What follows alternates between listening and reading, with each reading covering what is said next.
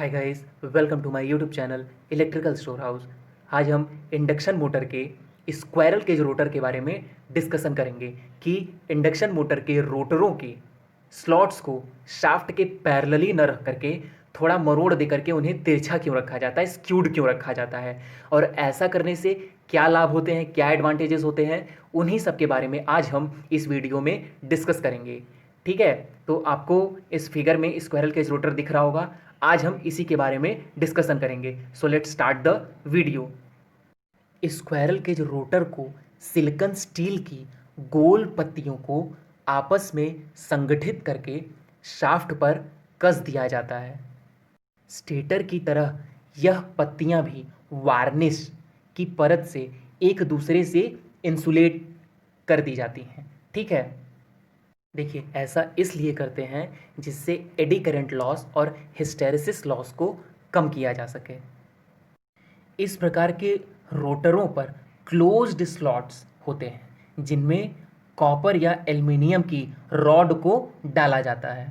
ठीक है, देखिए कुछ इस प्रकार होते हैं क्लोज्ड स्लॉट्स जिसमें हम एल्युमिनियम या कॉपर की रॉड को डालते हैं जो वाइंडिंग का कार्य करती हैं। देखिए ये क्लोज्ड स्लॉट्स हैं जिसमें कॉपर या एल्युमिनियम के रॉड या बार को डाला जाता है। ठीक है, और यह रॉड रोटर के दोनों तरफ कॉपर या एल्युमिनियम के एंड रिंग्स द्वारा आपस में शॉर्ट सर्किट कर दी जाती हैं। ठीक है, देखिए ये शॉर्ट सर्किट एंड रिंग्स हैं, इनसे हम शॉर्ट सर्किट कर देते हैं। ठीक है, इसकी जो डिज़ाइनिंग होती है वो स्क्वायरल केज जैसी होती है, इसीलिए हम इसे स्क्वायरल केज रोटर कहते हैं। कुछ इस प्रकार इसकी जो डिज़ाइनिंग होती है स्क्वायरल केज की तरह होती है। ठीक है, देखिए आजकल बहुत सारी नई नई टेक्नोलॉजीज आ रही हैं, तो नई टेक्नोलॉजी के अनुसार आजकल सेंट्रीफ्यूगल डाई कास्टिंग मेथड द्वारा छोटी मशीनों में रोटर कोर में rotor rod and ring fan blade को लगाया जाता है। ठीक है, जैसा कि आप इस फिगर में देख रहे हैं, ये फैन ब्लेड है, यहाँ पर एंड रिंग्स है और कॉपर बार्स हैं। इसमें and ring short circuit ring का कार्य करता है। इस विधि में रोटर के पूरे कोर को एक माउल्ड में रख दिया जाता है, मतलब एक सांचे में रख दिया जाता है जिनमें रॉड एंड रिंग तथा फैन ब्लेड को एक साथ ढाल दिया जाता है, और ढालने के लिए प्रायः एल्युमिनियम का प्रयोग करते हैं हम। कॉपर का भी यूज़ कर सकते हैं हम। ठीक है, आप इस फिगर में देख सकते हैं। ठीक है, बड़ी मशीनों में कूलिंग के लिए रोटर में वेंटिलेशन डक्ट्स बने होते हैं। ठीक है, देखिए यहाँ पे छोटे छोटे गोले ये वेंटिलेशन डक्ट्स हैं जिन्हें हम वायु वाहिनियाँ कहते हैं। ठीक है, कूलिंग के लिए इसमें कूलिंग के लिए बनाया जाता है, और रोटर को की सहायता से शाफ्ट पर हम कस देते हैं। ठीक है, देखिए स्क्वायरल केज रोटर में रोटर रॉड को आपस में हम एंड रिंग्स द्वारा शॉर्ट सर्किट कर देते हैं स्थायी रूप से। ठीक है, परमानेंटली शॉर्ट सर्किट कर देते हैं, जिससे इंडक्शन मोटर को स्टार्ट करने के लिए सर्किट में कोई भी एक्सटर्नल रेजिस्टेंस नहीं जोड़ा जा सकता। मतलब स्क्वायरल केज रोटर में हम कोई भी बाह्य परिपथ से प्रतिरोध नहीं जोड़ सकते हैं। ठीक है, देखिए यहाँ पर शॉर्ट सर्किट कर दिया गया है एंड रिंग्स द्वारा। ठीक है, इसीलिए इस प्रकार के रोटर का जो रेजिस्टेंस होता है वो बहुत कम होता है, और जिससे इसका जो पावर फैक्टर होता है ये भी बहुत कम हो जाता है, और इनका स्टार्टिंग टॉर्क भी कम हो जाता है, इसलिए इन्हें लोड पर स्टार्ट नहीं किया जा सकता। स्टार्टिंग टॉर्क कम होने से स्टार्टिंग करंट ज़्यादा हो जाती है, क्योंकि हम उसे एंड रिंग्स लगा करके शॉर्ट सर्किट कर देते हैं, और आप जानते होंगे कि जहाँ पर भी शॉर्ट सर्किट करते हैं वहाँ पर करंट का मान मैक्सिमम हो जाता है, और इसका रनिंग टॉर्क भी अच्छा होता है। ये तो रहा इसके कंस्ट्रक्शन के बारे में कि स्क्वायरल केज रोटर कैसा होता है। अब हम आते हैं अपने मेन टॉपिक पे कि इंडक्शन मोटर के रोटरों के स्लॉट्स को शाफ्ट के पैरेलल न रख करके हम थोड़ा स्क्यूड क्यों रखते हैं, ठीक है। इस प्रकार के रोटरों में स्लॉट्स को प्रायः शाफ्ट के पैरेलली नहीं बनाया जाता है, बल्कि इन्हें कुछ मरोड़ दे करके तिरछा स्क्यूड कर दिया जाता है, ठीक है।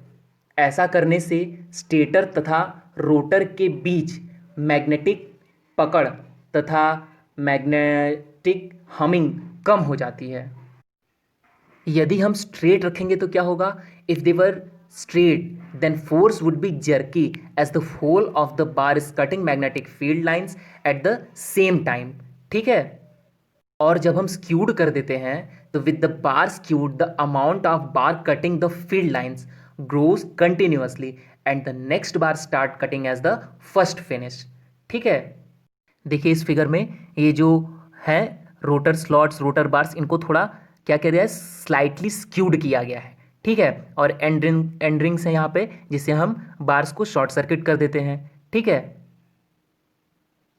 आप इसमें भी देख सकते हैं कि इसमें भी जो स्लॉट्स बने हुए हैं, बार्स रखे हुए हैं, वो कैसे हैं, स्लाइटली स्क्यूड हैं, ठीक है। आप इसमें भी देख सकते हैं स्क्यूड हैं। इन बार्स को या और स्लॉट्स को स्क्यूड करने से हमें बहुत एडवांटेजेस मिलते हैं। आइए हम उन्हीं एडवांटेजेस के बारे में जानते हैं। तो फर्स्ट है हमारा, स्टेटर तथा रोटर के मध्य जो प्रभावी ट्रांसफॉर्मेशन रेशियो होता है वो बढ़ जाता है, इंक्रीज हो जाता है, ठीक है। सेकंड है हमारा, रोटर रॉड जो होते हैं उन्हें जब हम स्क्यूड कर देते हैं, तिरछा कर देते हैं, तो उनकी लंबाई थोड़ी बढ़ जाती है, जिससे रोटर रेजिस्टेंस बढ़ जाता है, ठीक है। होता है ना R equal to rho L upon A, जैसे लेंथ बढ़ेगी तो रेजिस्टेंस भी बढ़ जाएगा, और रेजिस्टेंस बढ़ने से मोटर के रोटर की जो इम्पिडेंस होती है वो भी बढ़ जाती है, ठीक है। दी हुई स्लिप पर मशीन की इम्पिडेंस बढ़ जाती है।